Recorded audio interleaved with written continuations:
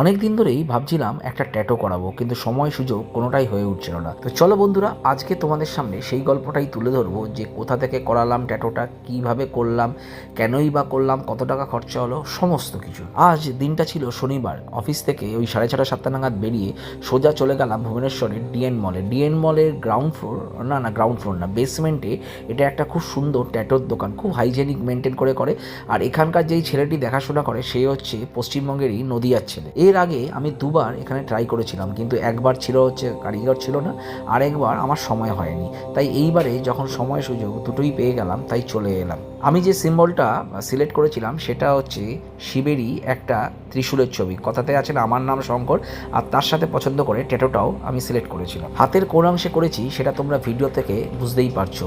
আর দোকানের ছেলেটা বললো, দাদা তুমি যে টপিকটা সিলেক্ট করেছো সেটা হাতের এই অংশতেই করো, এইখানটাই কিন্তু বেশি মানাবে। আগে আমি শুনেছিলাম ট্যাটু করতে নাকি একদম লাগে না, কিন্তু কথাটা একদম ভুল। ট্যাটু করতে লাগে, হ্যাঁ, মানে সহ্য ক্ষমতার মধ্যে থাকে, কিন্তু লাগে। ব্যথা যে একদম থাকে না তা নয়। এই দোকান থেকে করার উদ্দেশ্য হলো টাকাটা বেশি থাকলেও হাইজিনটা খুব ভালোভাবে মেনটেন করে। কারণ হচ্ছে এখানে তোমরা দেখতেই পাচ্ছ যে নিডল দিয়ে না হাতের মধ্যে ইনজেক্ট করে। কাজেই যেহেতু নিডলটা ইউজ করে এবং সেটা শরীরের ভেতরে টাচ হয় এবং রক্তও টাচ হয়, কাজেই হাইজিন মেনটেন করাটা খুবই ইম্পর্টেন্ট। আমার এই ট্যাটুটা করতে খরচা লেগেছে হচ্ছে 2200 টাকা।